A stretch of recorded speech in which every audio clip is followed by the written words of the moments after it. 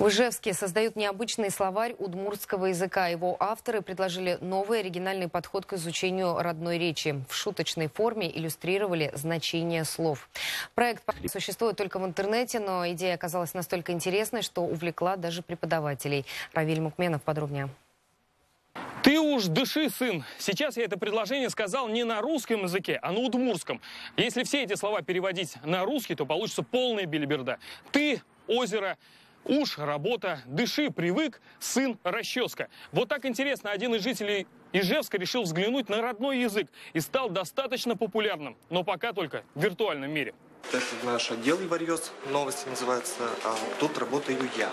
Александр Бекузин сам журналист, всегда за компьютером. Пишет новости на сайте телекомпании на удмуртском языке. Под рукой словарь. Ошибки, говорит, земляки не прощают. Вот так однажды сверялся с ним, да и придумал делать из обычных удмуртских слов перевертыши. Слышится по-русски одно, а на удмуртском значит совсем другое. А началось все со змеи. Я сам сфотографировал ужа и просто по привычке уже вставлял в Инстаграм. И хотел подписать уж. Потом думаю, уж это же на удмуртском работа. И, в принципе, просто подписал. Работа не волк, работа это уж. То есть на удмуртском имеется в виду. Ну и с тех пор пошло-поехало. Начал искать, подбирать такие слова. И сейчас их уже больше 40. Вот несколько из них. Главное подобрать правильно картинку, говорит Александр. Тогда и веселее, и смыслами играть легче. Вот, например, «умой баб». По-удмуртски, а по-русски это «хороших снов». Некоторые выражения вообще вводят в замешательство. С нашей же телекомпании журналистка поехала в деревню к бабушке.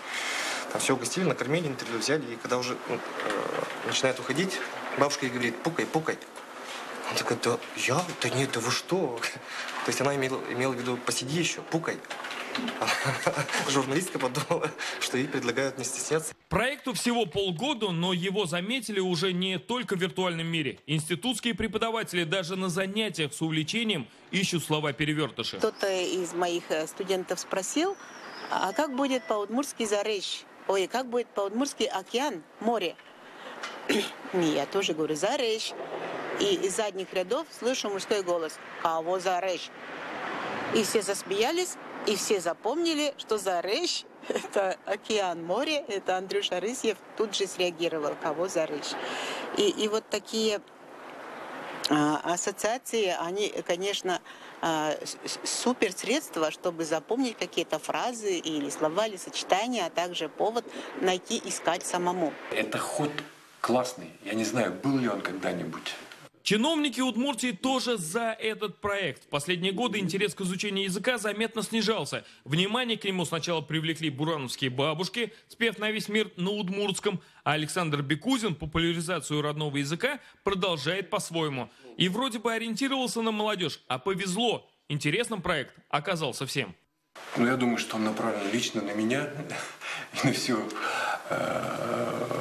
прогрессивную удмуртскую общественность, потому что в нем есть юмор, в нем есть какой-то задор, энергия новая. И надо всячески поддерживать этот проект. Если хотя бы пару человек начнет изучать удмуртский язык, нет, уже все. В принципе, все нормально. Миссия выполнена, в общем. Равиль Мукменов, Руслан Гафиатуллин, Альберт Сабиров. 5 канал, Ижевск.